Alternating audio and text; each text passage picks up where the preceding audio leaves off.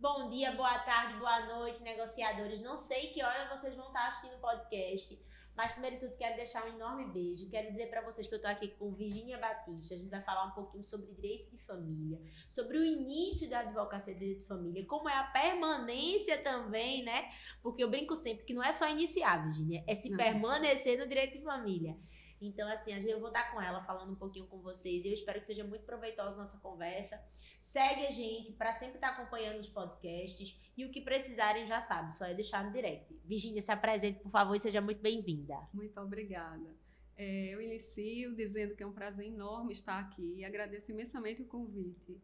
Eu sou Virgínia Neves Batista, sou advogada familiarista, sou mestre em Direito, presido a Comissão de Direito de Família da OAB Pernambuco e a Comissão de Combate à Alienação Parental do IBDFAM Pernambuco.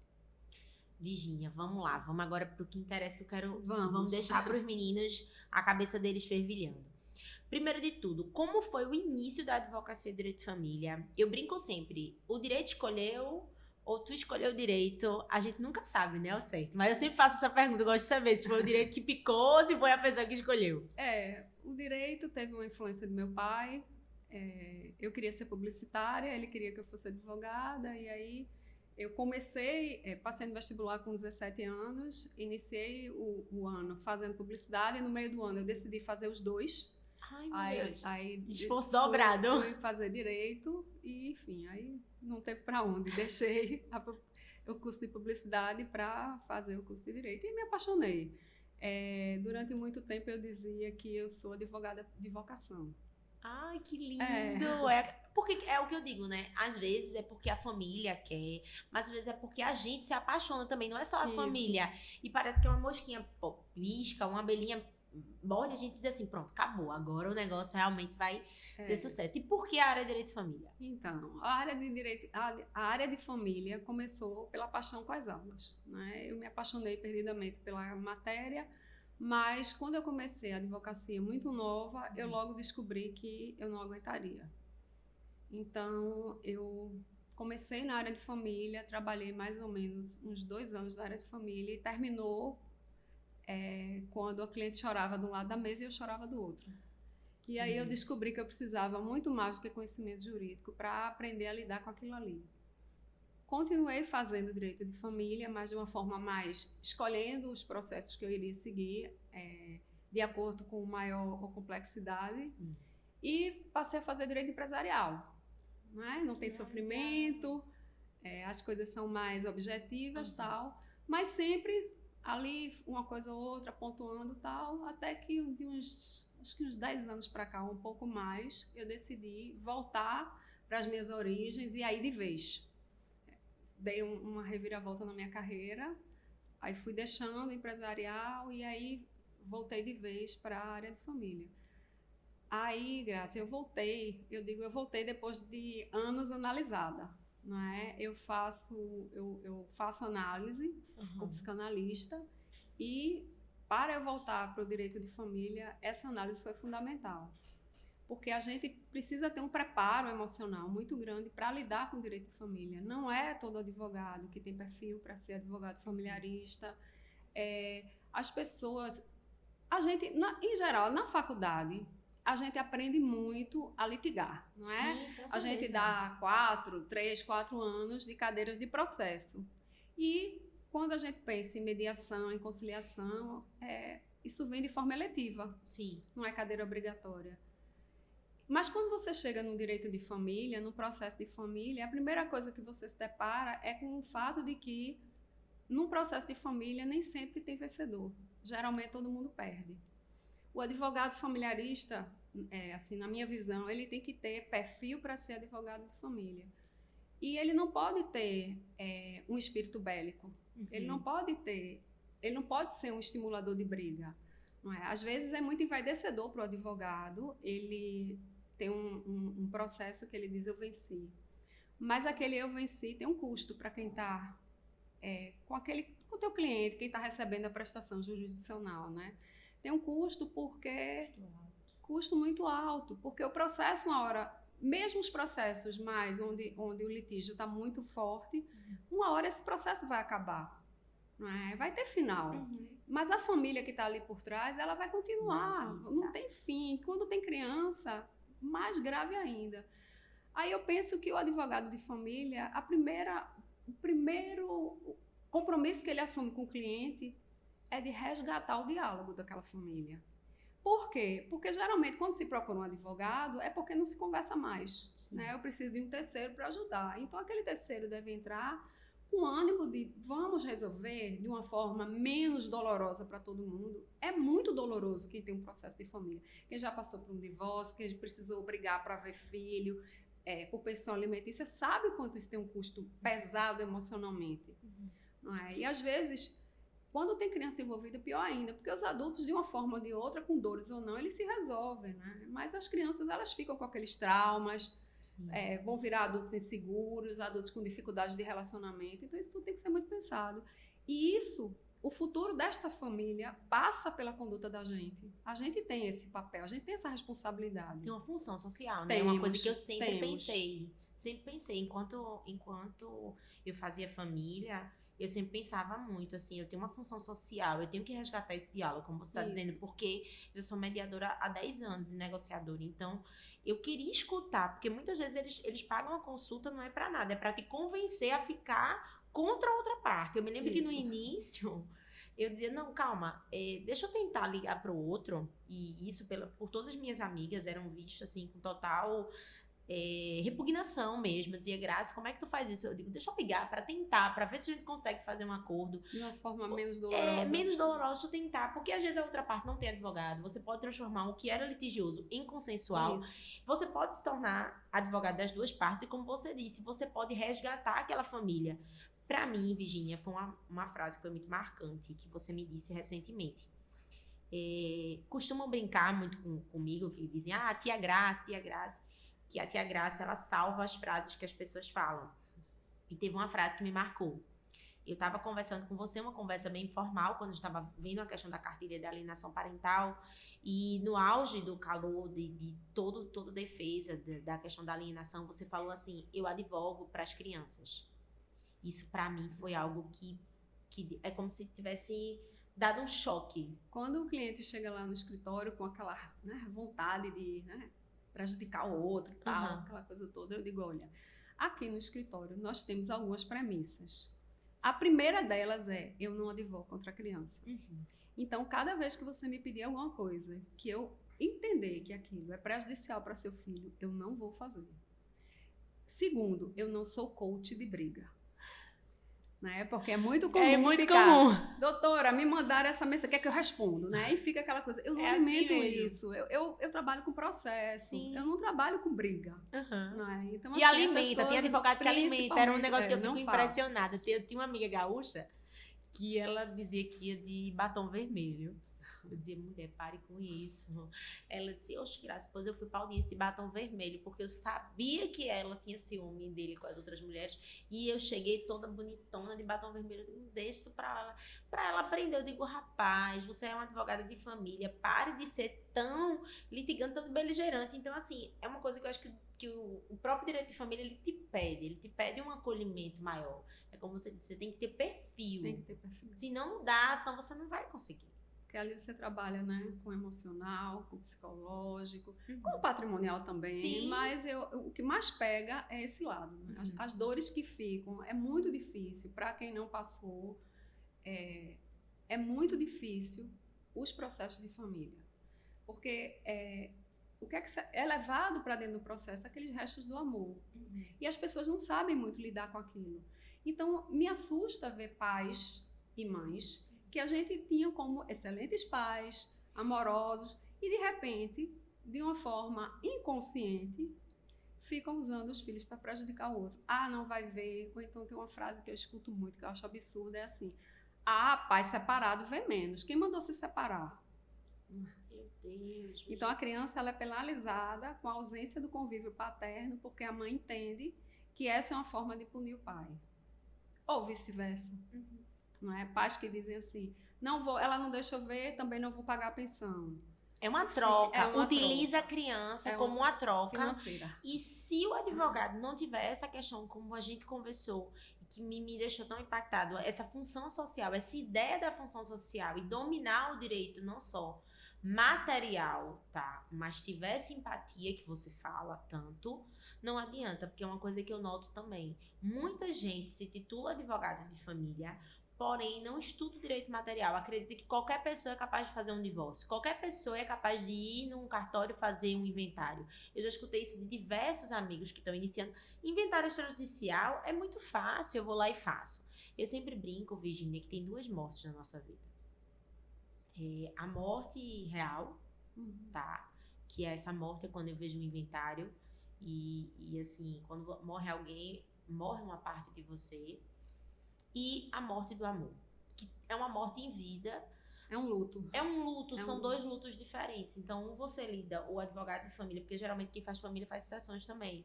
Então, você tem essas 2 coisas ali perto de você que você tem que conviver. E que você tem que acolher. Você tem que ter um ouvido bom. Não é? E aí eu aprendi isso na análise. Porque eu aprendi na mediação e também faço análise. Eu passei pelo que você disse. Você tinha conversado que você passou um tempo e depois saiu. Eu precisei me fortalecer. Eu entendi que a dor do cliente era a dor do cliente, que eu tinha capacidade de ajudar, mas que eu não precisava sentir a dor dele. Porque se aquela dor bate em mim da mesma forma, eu deixo de ser advogada para ser parte. Pronto, né? Eu acho que eu tava me afastando um pouco de família por isso. Sabe assim, não posso passar a noite sem dormir. Claro que eu tenho responsabilidade com meus processos, com meus clientes, mas eu não posso passar a noite sem dormir preocupada com o processo. Eu tenho que fazer minhas coisas tudo direitinho, mas eu tenho que ter minha vida. Que isso é muito comum. Eu acolho muito, eu escuto muito, mas a gente tem que dar uma dosagem. Tem uma coisa hoje que eu sinto muito, não é? E uns tempos para cá, é o uso, eu tenho dificuldade, na verdade, de lidar com o WhatsApp. Por quê, Graça? Olha, tem clientes que ligam. Assim, ligam umas 13 vezes por dia, 15 vezes por dia. Por isso que eu fui parando de fazer família. Porque assim, me ligavam às 3 horas da manhã, eu não sabia como controlar. E era só um WhatsApp, eu não tinha um empresarial. E eu disse, Senhor Jesus, e tudo era urgente. Tudo é urgente, quando não é urgente. Eu tive uma conversa semana passada, ou sei lá, uns 15 dias atrás, com um pessoal do escritório. E a gente está instituindo nos nossos contratos uma cláusula para tratar sobre o WhatsApp e telefone. É bom. Porque, às vezes, o cliente liga para você, passa 40 minutos no telefone e não precisava. Aí, no outro dia, ele liga de novo. Eu digo, gente, ele consome 40 minutos no meu dia, diariamente. Não é por uma necessidade emocional dele. Eu entendo que, às vezes, precisa falar, sabe? É inseguro e tal, mas a pessoa tem que ter... Isso eu aprendi em São Paulo. Quando eu fui fazer um curso em São Paulo... E eu tinha essa sua dificuldade. E me ligavam realmente. Então, assim, como eu sempre fui de sair, mas também sou caseira. Então, às vezes, eu ficava estudando lá em Portugal, sozinha, por causa da questão do mestrado, o fuso horário diferente, me ligavam e eu ficava horas. E aí, quando eu voltei pro Brasil, eu fui fazer uma questão de gestão de escritório, eles disseram, uma das cláusulas que você tem que colocar no seu contrato é que quando lhe liguem fora do horário do expediente, isso é uma hora extra. Então, ele te cobra por horário. E aí, começou a diminuir. Por tempo. Começou a diminuir. Mas isso também me deixava naquela... Será que ele tá bem? Porque, assim, geralmente as minhas causas eram com mulheres. Então, todas eram urgentes. Todas ligavam pra chorar. Eu geralmente atendo. Eu atendo uma fico vez, com pena, atendo por duas, isso. Aí, às vezes, e assim, a ansiedade é muito grande, né? Às vezes, quando eu vejo, tem 10 ligações. Eu digo, poxa, mas 10 ligações eu estava em audiência. Então, eu explico muito isso. Olha, em audiência, eu não vou parar. E o juiz não vai deixar que eu saia, a não ser que o mundo acabou, alguém morreu, alguém mandou mensagem, né? E aí eu digo, na excelência, aconteceu uma tragédia. Mas, fora isso, eu não vou olhar... Até no meu dia a dia, no atendimento do cliente, o meu celular ele é todo silenciado. Principalmente o WhatsApp. Eu não recebo notificação de WhatsApp. Então, porque senão eu não consigo trabalhar. Aí ele fica lá, o meu celular, deitadinho, com o visor para baixo. Presença. E eu vou trabalhando, atendo o cliente. Eu não vou atender telefonema enquanto eu estou com o cliente na sala. Mas, no intervalo ou outro, eu pego o celular e vejo o que tem de mais importante. Geralmente, eu dou retorno no final do dia. Eu aviso sempre, se for realmente urgente, ligue. Se eu não puder atender naquele momento, na primeira oportunidade, eu vou retornar, porque eu retorno todas as ligações. O WhatsApp é mais difícil, às vezes tem tanta mensagem, vai lá para baixo e passa. Às vezes eu fico, ai meu Deus, eu perco coisas porque às vezes passa. Mas enfim, mas aí essa dificuldade é minha. Mas é uma coisa que eu percebo isso de todo mundo que é de família. Essa dor é uma dor generalizada, porque a gente realmente quer promover o melhor para o cliente, mas o cliente ele tem muita dor. Então é como você disse, a análise melhorou muito. Então eu sempre digo que além de você ter essa questão da empatia e você pratica a presença, que isso eu tive que estudar muito CNV, estudar muito a mediação para realmente entender o estado de presença, porque era uma pessoa extremamente ansiosa e se o cliente ligava, eu tinha que retornar para o cliente naquele momento, mas eu estava com outro cliente, então isso já me deixava desconfortável. Então, o tempo da mediação foi me colocando assim, não, eu tô com esse cliente, eu sou desse cliente, aquele momento é dele, e depois vai ser de outro cliente. Porque, como você disse, o direito de família, muita gente fala que ele é rentável, que é um dos direitos mais rentáveis que tem no direito.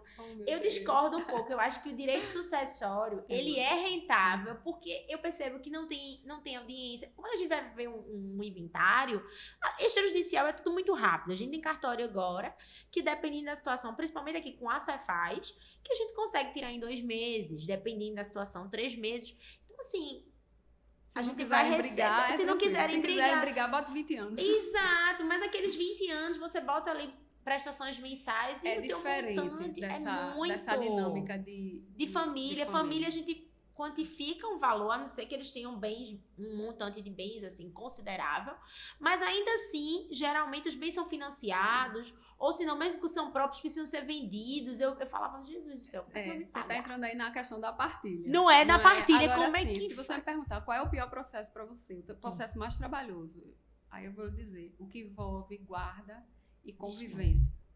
Para mim, são os processos mais trabalhosos. Porque são processos que requerem análise de CAP, do CAP, assim, requer... Tudo isso. São muitas petições, são idas e vindas. Lá nós temos a preocupação de que esse processo ele não pode demorar para dar retorno, porque às vezes o convívio não está bem disciplinado e você precisa disciplinar, porque, enfim, essa falta de convívio traz um prejuízo enorme para a criança que não convive com uma das partes. Então, assim, são processos que exigem mais do advogado, né? Tempo,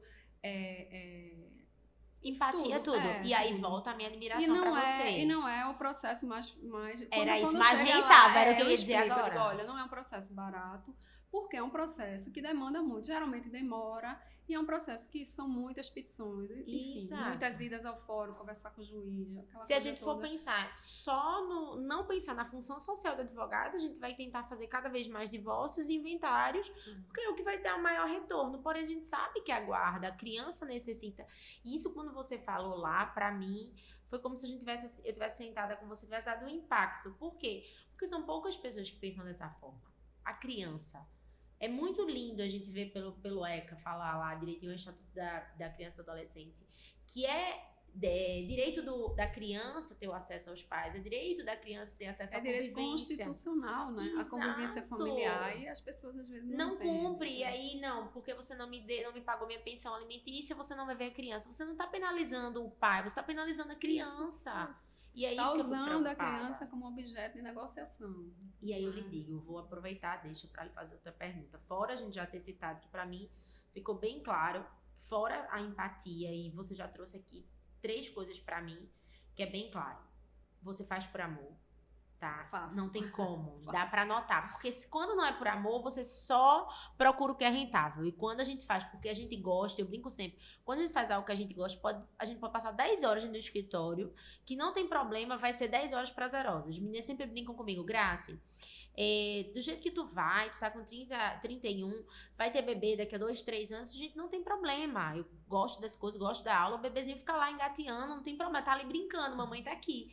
Então, assim, quando a gente gosta do que a gente faz, a gente tem um propósito, tem uma função social, eu acho que até eu acredito muito em Deus, sabe? Também. Virginia, eu acredito que Deus traz a gente da vida por um propósito. Então, é cumprir esse propósito. É muito maior do que o dinheiro. Você saber que você contribuiu para aquela criança poder ter acesso a ambos. É a responsabilidade com o outro. Exato. E aquela pessoa que vai lembrar sempre de você. Por exemplo, é que nem quando a gente é professor, que passa e faz, ai, minha professora, meu Deus. Sabe qual foi o meu primeiro processo? De advogada, quando eu me formei. Veja que coisa ousada. Então, uma adoção. Eu não sabia fazer nada.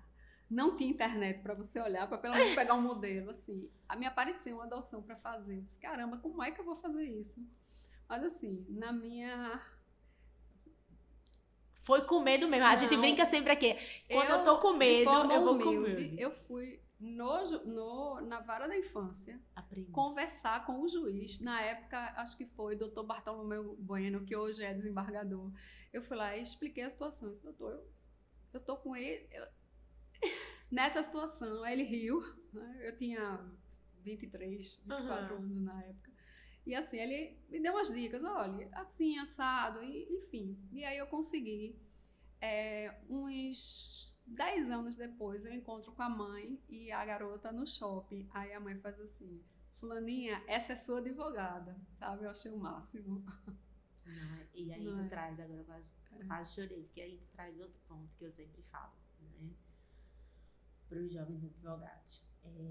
Muita gente me pergunta, Virginia, quando eu tô com vocês, que tem muito tempo, desculpa, porque realmente eu sempre fico muito emocionada, porque vocês têm muito tempo de advocacia e quando vocês conversam comigo e tudo, e me tratam de igual para igual, o que é a grande questão? E eu sempre disse, porque essas eu fui humilde. Conversas é uma troca, viu? Exato, eu sempre disse... Eu dou e recebo. Exato, e eu sempre procurei fazer isso que você disse com o pessoal. Eu sempre quis chegar com as pessoas que sabiam muito e as pessoas que não sabiam, e quando eu aprendo com um, eu repasso para outro, porque eu sempre achei que a gente tem muito a aprender. E é isso que eu digo para a Jovem Advocacia, gente, tenta tá em qualquer curso da ESA, tenta, se não tem como comprar um livro, tenta pegar com um amigo e tentar estudar em conjunto. Sabe qual o meu melhor presente disso tudo, às vezes, são as mensagens que eu recebo no Natal.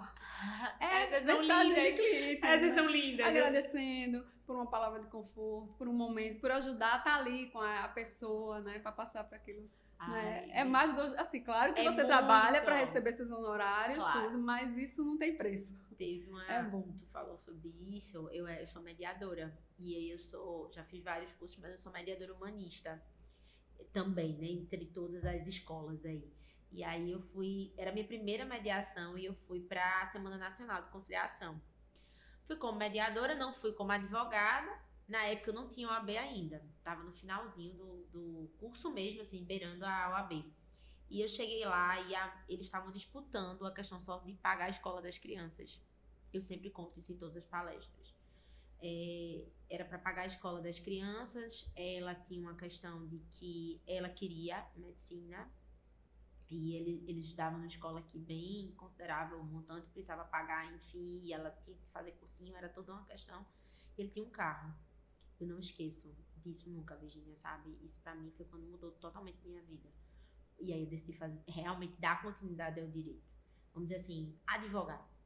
Porque eu acolhi a dor daquele pessoal. Graças a Deus saiu um acordo. Eu não imaginava nunca que como mediadora, foi a minha primeira mediação mesmo, assim, do humanista, e ele fez o acordo, ele entregou o carro para pagar a escola das crianças, e por azar ou por sorte, eu acredito que tudo é Deus na vida, dia 24 de dezembro a minha mãe sofreu AVC no mesmo ano.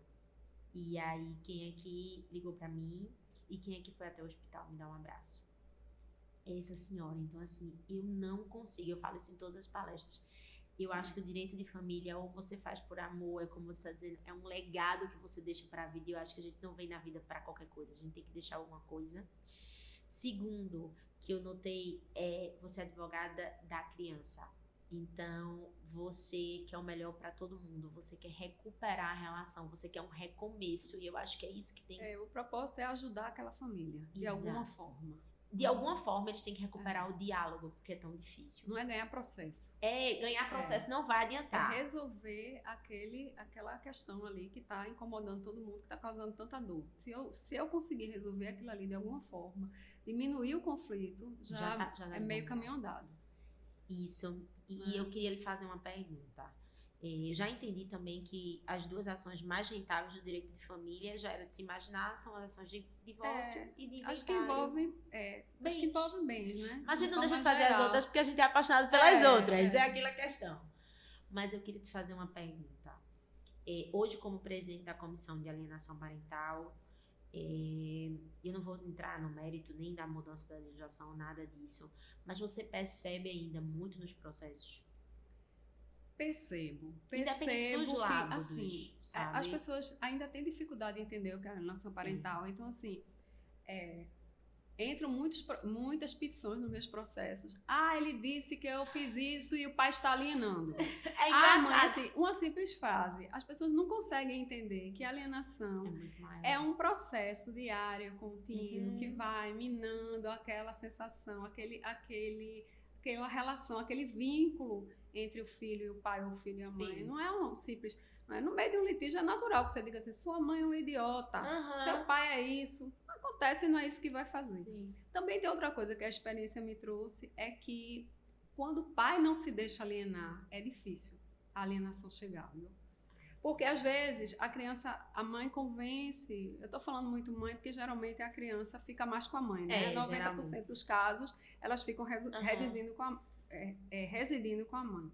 Eu estou usando, mas isso também acontece por avó, por pai, enfim.